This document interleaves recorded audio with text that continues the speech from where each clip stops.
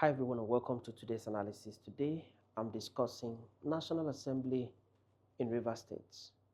Recall that a few weeks ago the President of the Federal Republic of Nigeria declared a state of emergency in Rivers State in conjunction with the National Assembly, and a sole administrator was appointed for Rivers.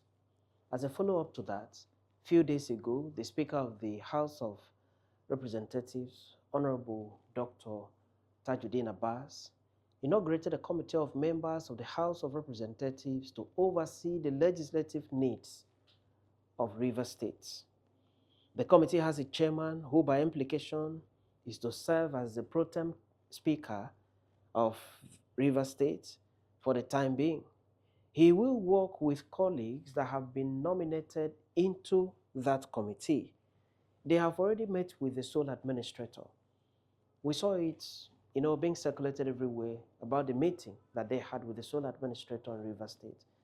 And I'm sure that they have modalities about future meetings that will go on by this committee. Now, the reason I'm making this video is, what is the law that gives backing for the Speaker of the House of Representatives to inaugurate a committee to oversee legislative functions in Rivers State? People have asked this question. Lots and lots of people have asked this question, whether the Speaker has the right, he has the power in law to do the inauguration of this committee. Well, he has. And why do I say so? I take you to section 11 sub 4 of the Constitution. 11 sub 4 of the Constitution of the Federal Republic of Nigeria, 1999. What does it say?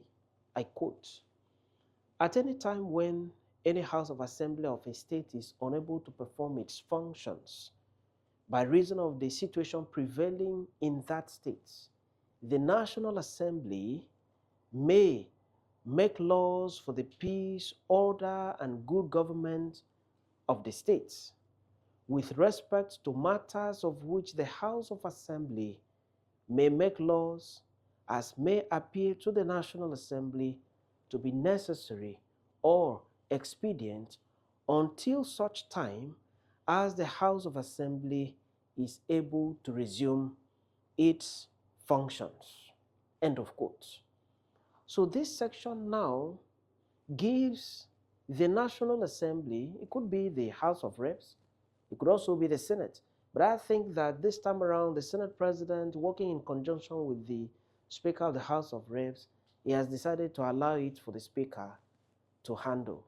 He doesn't want senators to be the ones being appointed or nominated to go to Rivers and play the role of members of the House of Assembly. For that reason, I think he has handed over that prerogative to the Speaker to handle. And the Speaker has handled it by nominating persons into this committee and then inaugurating them and sending them forth to Rivers State.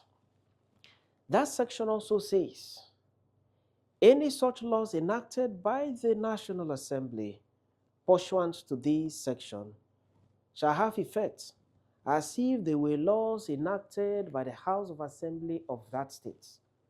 So whatever legislative function, whatever law that is going to be enacted by this committee will have effect as if it is a law enacted by the Rivers State House of Assembly in full session and without suspension. Now, people have asked, what's the implication of this inauguration of the committee? What's the legal implication? One, the committee can approve budgets for the sole administrator. So they will sit at a location so designated in Rivers State. They are not going to sit in Abuja. They are to sit in Rivers State because that is the state that they are administering, performing legislative functions for. So the sole administrator will then be expected to appear before the committee as though he is appearing before the House of Assembly. Note that the President also suspended the House of Assembly. So the sole administration will appear before the committee and present a budget estimate, and the committee will then deliberate and possibly pass it into law if they are satisfied with the provisions of the budget estimates. Number two, they can screen commissioners. So commissioner nominees can be forwarded to the committee, and the committee will have the right to screen the commissioners. For instance, it's very dangerous to operate a state without an attorney general. We're not aware of an attorney general in Rivers State as at now. So the sole administrator may decide to say, for purpose of being guided properly on issues of law, I need an attorney general to guide me. And therefore he sends a name to the committee. The committee has the power to screen and then approve or disapprove. It's also very dangerous to me for anyone to administer a state without a commissioner for finance. How are you going to retire what has been given to you, what you are spending? So the sole administrator can decide to say, I need a commissioner for finance, and therefore sends a name to the committee. The committee has the power to screen, approve, and then the person is sworn in by the committee, by the sole administrator.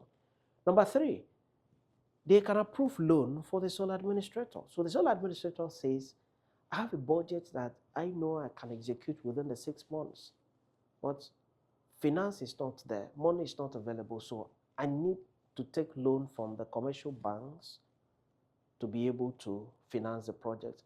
This committee has the power, just like the normal House of Assembly, the regular House of Assembly, to approve loan for the governor. Number five, they can perform oversight functions within the state. So you know that the usual situation where the House of Assembly would move to go inspect a project and do other oversight functions within the states, this committee has that power under the law to also do oversight functions.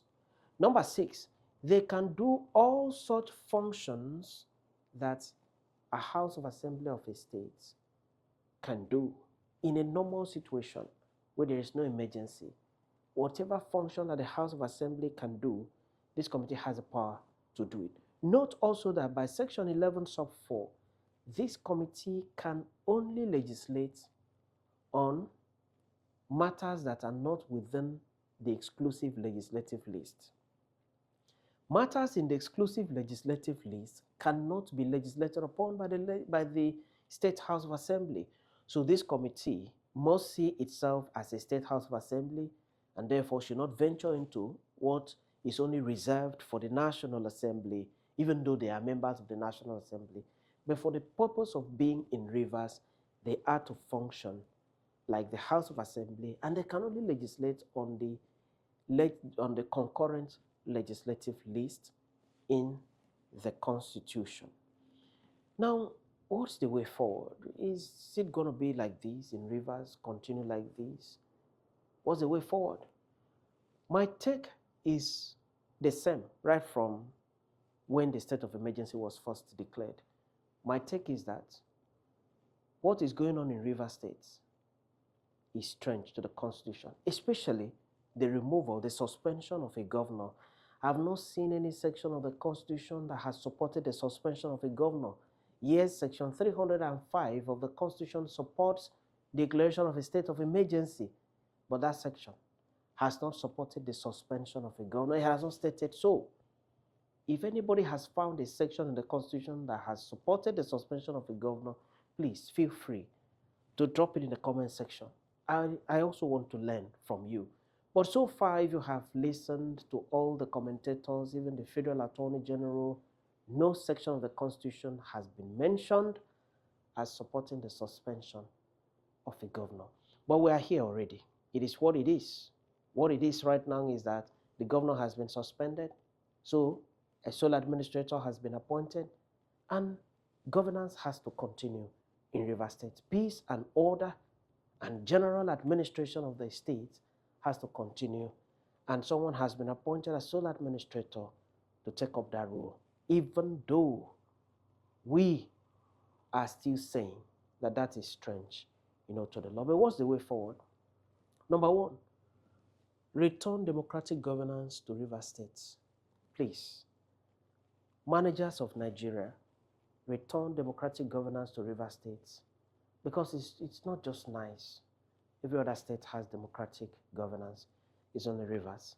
Two, the current situation is not good for a democracy. It's not. Number three, please, there should be no thought of extension of the period of emergency beyond the 6 months that is already very controversial.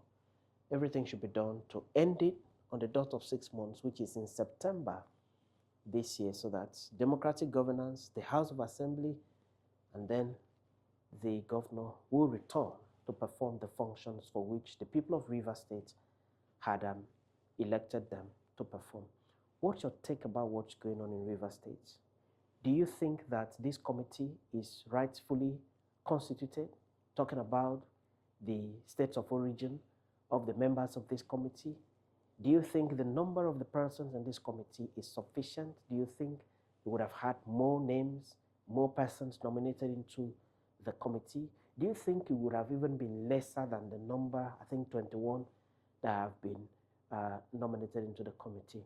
What's your suggestion? What's your comment generally about what's going on in Rivers State? Drop those comments, those beautiful comments of yours, drop them in the comment section so that together we can also learn from you.